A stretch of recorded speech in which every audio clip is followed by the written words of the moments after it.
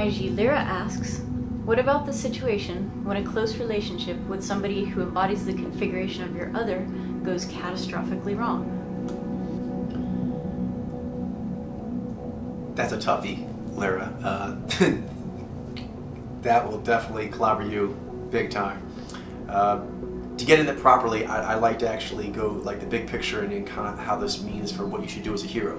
So we'll go with reasons, effects, and next steps. So reasons, it could go catastrophically wrong, effects of that happening, and then the next steps. The reasons it could go catastrophically wrong. There's a lot of reasons. Just because people are inspirational doesn't mean that it's automatically supposed to go right, because there's a whole host of things that go along with that.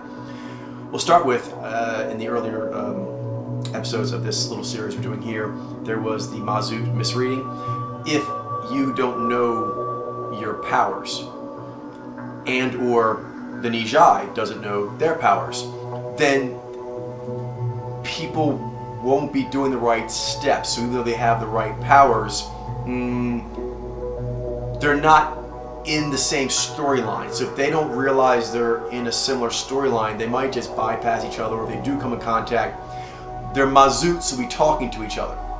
And so when that happens, real contact either won't happen, or the real contact that does happen will be really chemically off, because it's being filtered through the Mazout sort of conduit. The Mazout conduit is filtering it, and that's not an understood thing by the parties involved. So all kinds of crazy, sitcom confusions can ensue. Actually, sitcoms and rom-coms. I like rom-coms. I can't help it. So next would be the fact that the Daryu, if one of the parties, either the Nijez, are not aware of what they're supposed to be doing with their life, so maybe they even do know what their abilities are to some degree, maybe, so let's say they do, so they do have some apparatus to Mazout, proficiency, but they're scared of things they shouldn't be scared of. They're angry about things they either shouldn't be angry of, or they should be using that anger in a productive way, and they are not.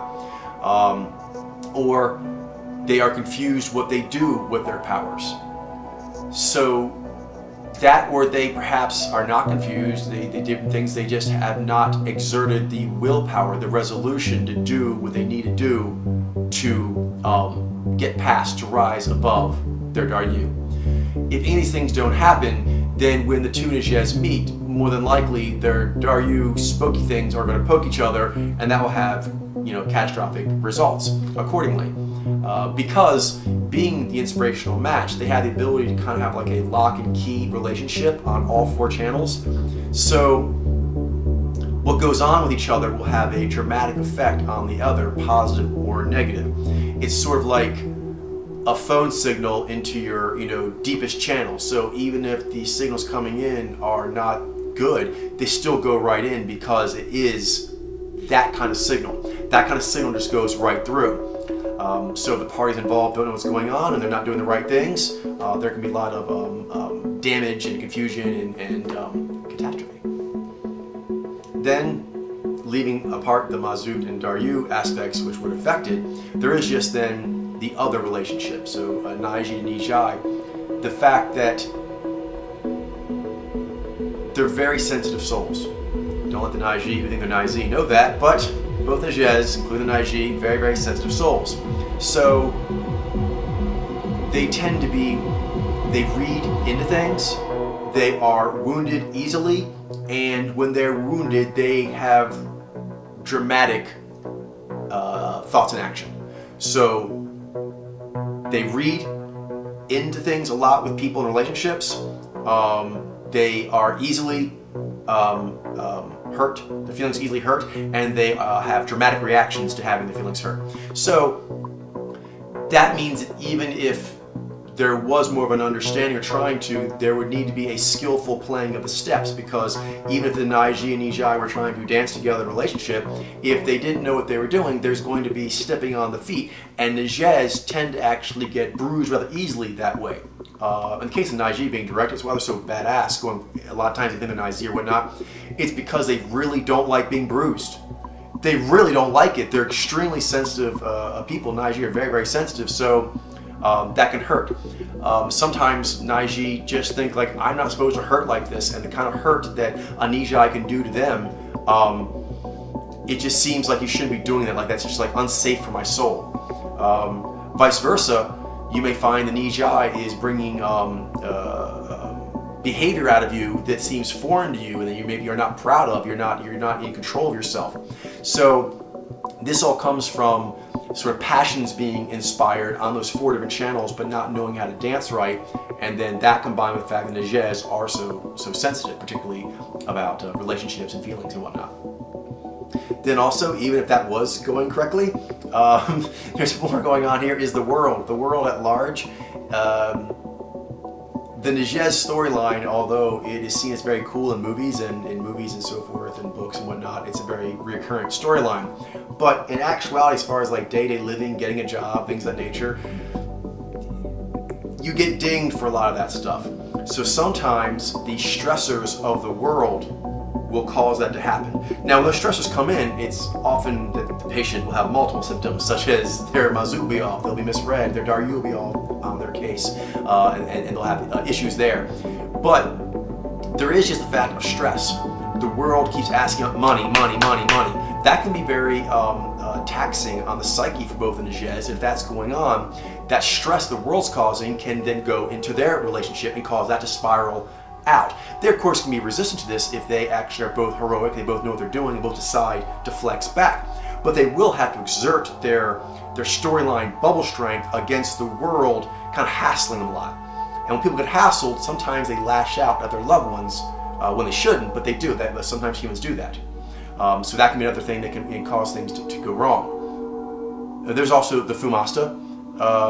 We'll get that in the next filming a little more, but just for right now, is the fact that everyone must go higher and higher. When that happens, there can be one person going further in the Fumasta faster than the other, or simply a splitting of the roads when each person must go to their higher levels. And if they both are knowing and willing in this, it's a beautiful thing, and it's productive harmony, and everyone has leveled up in the relationship. That's how it's supposed to be.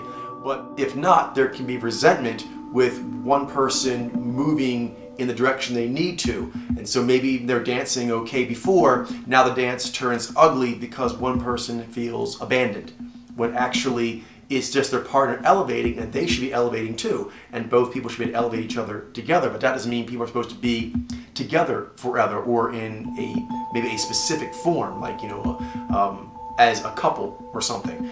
But the other can make you feel it maybe you want to, but not the high other. The high other will tell you that you want a union of your own soul from you to your other within, and you want that for other people. And that would be the only way for you to reach your Fumasta and your shiny baby, so you'd have to do that. And that's how other people, that's the only way they could do that, and you would want that for them. But to do that, you have to go up, up, up. And that gets to the Fumasta a little bit later, but that's just a few things of elements that can cause the dance to go wrong, and then the results accordingly. Now, a little bit about the effects.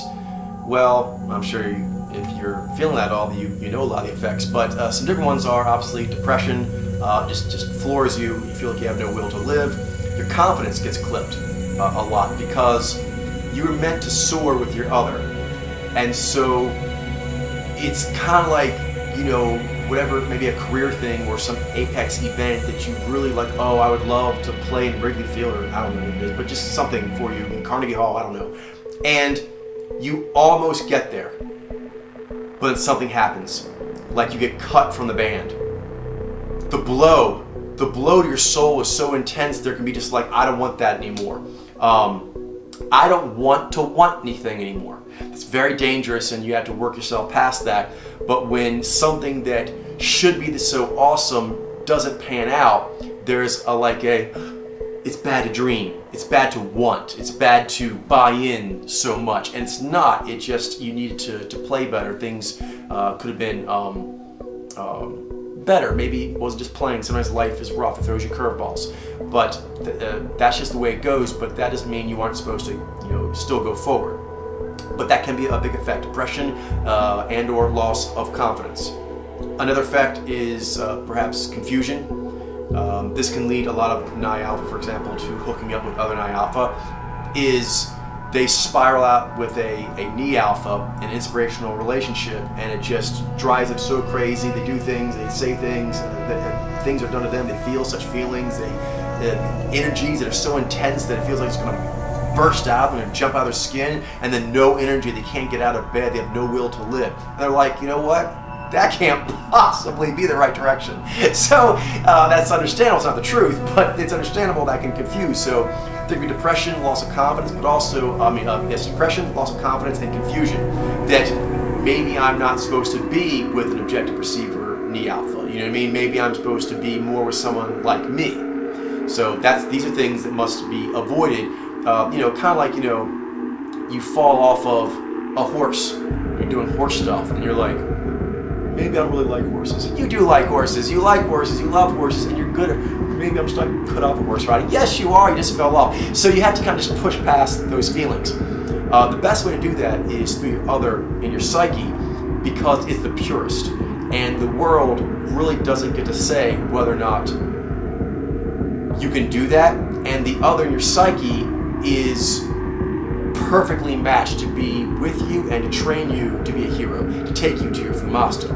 And it will train you how to recognize your other in the real world and how to honor it. So it all comes from your relationship with the other within. So that's where you want to start. Of course, there can be also just not giving up. Naiji can also, you know, get into like stalker mode. They can just not let go when they need to let go.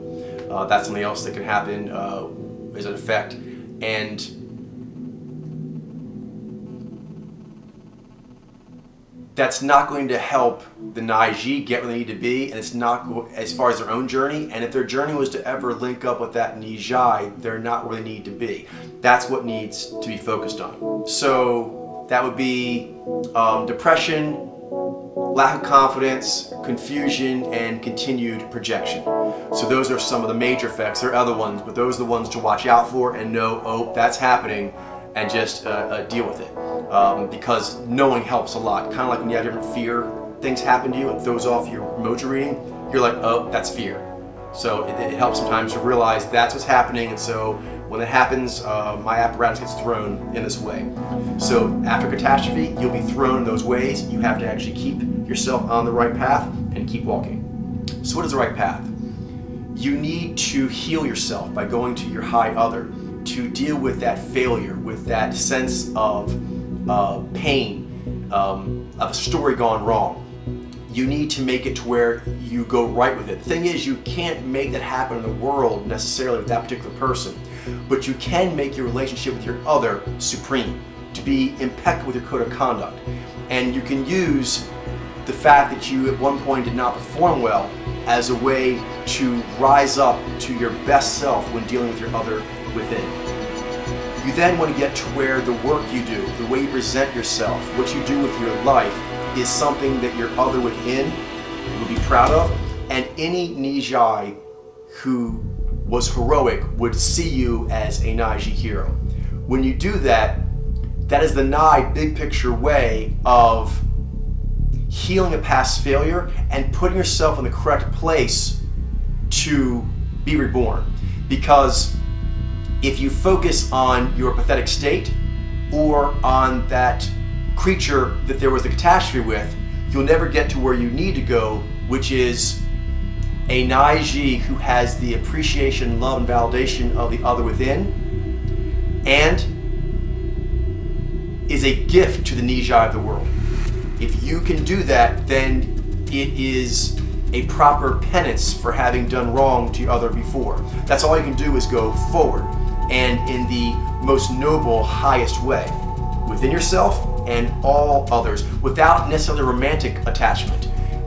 You want to know yourself, and you want to know how the other works, how the Nijai works.